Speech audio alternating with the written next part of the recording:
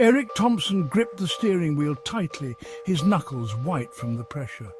He was tired, more exhausted than he had ever been. He had been on the road for weeks, travelling from town to town, selling hardware to make ends meet.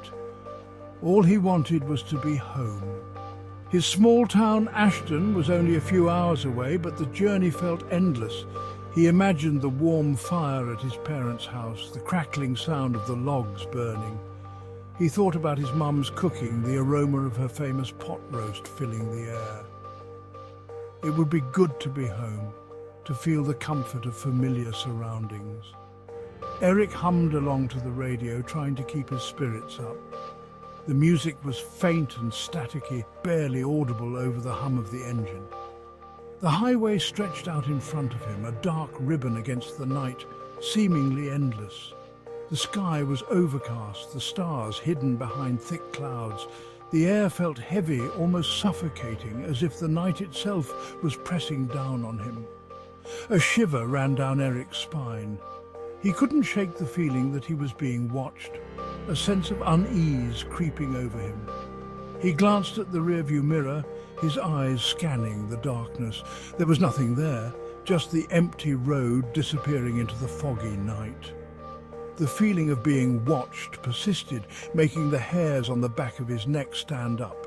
He tried to shake it off, focusing on the road ahead, but the eerie sensation lingered, refusing to let go. The highway cut through dense woods. The trees pressed close to the road. They were gnarled and twisted, like skeletal fingers reaching out. The fog was getting thicker. It swirled around the car, making it hard to see. Eric switched on his high beams. The light cut through the fog, but only for a few feet. The air grew colder. Eric felt a chill even though he had the heater on full blast. He rolled up his window the rest of the way. The silence in the car was broken only by the hum of the engine and the rhythmic thud of the windshield wipers. Every now and then Eric thought he heard something else. A soft, rustling sound, like someone was walking just outside the car. The fog was thick as soup now.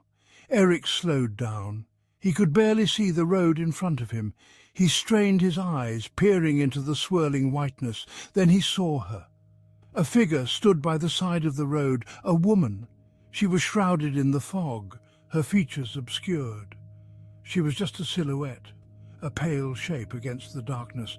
She was facing away from him, her thumb outstretched, hitchhiking. Eric hesitated. He wasn't supposed to pick up hitchhikers. Company rules. But something about the woman in the fog tugged at him.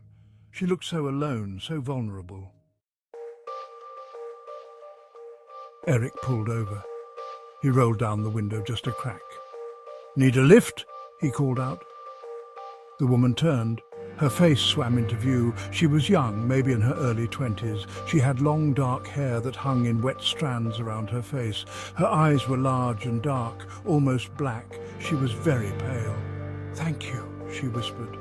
Her voice was soft, almost inaudible over the wind. She got into the car. She didn't have a coat. Her dress was soaked through, clinging to her thin frame. She shivered, her teeth chattering. "Where are you headed?" Eric asked. The woman just stared straight ahead. She didn't answer. "I said, where are you headed?" Eric repeated. This time he spoke louder. The woman turned her head slowly. She fixed her dark eyes on Eric. He felt a chill run down his spine. Her stare was intense, unnerving. "Ashton," she whispered. Her voice was barely a breath. "Ashton," Eric echoed. "That's where I'm going." He couldn't believe it. What were the chances? He looked at the woman again. She was staring straight ahead again, her face expressionless. The silence in the car was heavy, oppressive. Eric tried to make small talk. He asked the woman her name. She didn't answer. He asked her where she was coming from. Again, no answer. She just sat there, staring straight ahead, her hands folded in her lap. Eric glanced at her. He noticed something strange. Her dress, it was dry, completely dry. And her hair, it was no longer wet and stringy. It was dry and sleek, falling down her back like a black waterfall. How was that possible? They had only been driving for a few minutes. Eric shook his head. He must have been mistaken. He was tired, that was all. He looked at the woman again. She was gone. The seat next to him was empty. He slammed on the brakes and pulled over to the side of the road. His heart was pounding in his chest. He could have sworn he had seen her. He had seen her get into the car. He had seen her with his own two eyes. Eric's mind raced. He replayed the events of the evening over and over again. He had picked her up on the side of the road, drenched from the rain. She had been soaked to the bone, her hair plastered to her face, her dress clinging to her body. But now there was no trace of her. No wet spots on the seat, no lingering scent of rain. Eric's knuckles turned white as he gripped the steering wheel tighter. Was he losing his mind? He took a deep breath and tried to calm himself. Maybe she had slipped out when he wasn't looking, but how? The car had been moving the entire time.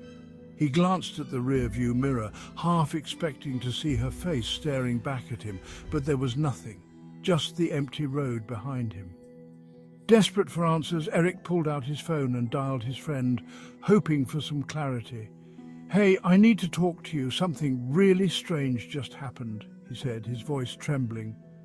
As he explained the situation, he could hear the skepticism in his friend's voice. "Are you sure you weren't just imagining things?" his friend asked. Eric sighed. Maybe he was just tired. Maybe it was all in his head. But deep down, he knew what he had seen, and it terrified him. Ashton. He had to get to Ashton. He had to tell someone what he had seen. He put the car in gear and pulled back onto the highway. The fog was starting to lift. He could see the road more clearly now. He drove through the night. The image of the woman in the white dress stayed with him. Her dark, piercing eyes, her soft, whispery voice, her sudden, inexplicable disappearance. He couldn't shake the feeling that something was terribly wrong. Finally, the first light of dawn appeared on the horizon. Eric saw the sign for Ashton. He pulled into the first gas station he saw. He needed to talk to someone, anyone. The gas station attendant was an old man, weathered by years of hard work and countless stories. He had a kind face and a shock of white hair that seemed to glow under the station's dim lights. Eric, a young traveller passing through, told him about the woman in the white dress, about her sudden disappearance that left him bewildered and uneasy. The old man listened patiently, his eyes reflecting a depth of understanding that only comes with age.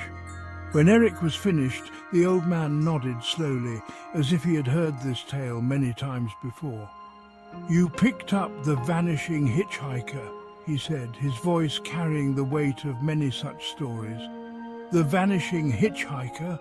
Eric repeated, his voice tinged with disbelief and curiosity. "What are you talking about?" The old man sighed, as if preparing to recount a tale he knew all too well. He told Eric a story. A local legend passed down through generations, whispered among the townsfolk. It was about a young woman who had tragically died in a car accident on that very highway many years ago. Her life cut short in an instant. They said her restless spirit haunted the road, forever searching for a ride to her final destination. On foggy nights she would appear, thumbing a ride from unsuspecting motorists, her presence both eerie and sorrowful. And then, just as suddenly as she appeared, she would vanish, leaving behind only questions and a chill in the air. Eric pondered the old man's words, the legend now etched into his memory, a story he would never forget. Eric listened to the old man's story. He didn't know what to believe. Was it just a story, a local legend, or was there something more to it? He thought about the woman in the white dress, her ghostly pale skin, her unnerving stare, her sudden, unexplained disappearance. Could she have been the vanishing hitchhiker? Eric left the gas station. He drove the rest of the way home, but he couldn't shake the feeling that he was being watched. He could still feel her presence, cold and ethereal, like a whisper in the dark. The experience had changed him. He would never be the same. He would never pick up another hitchhiker, not after tonight, not after the vanishing hitchhiker.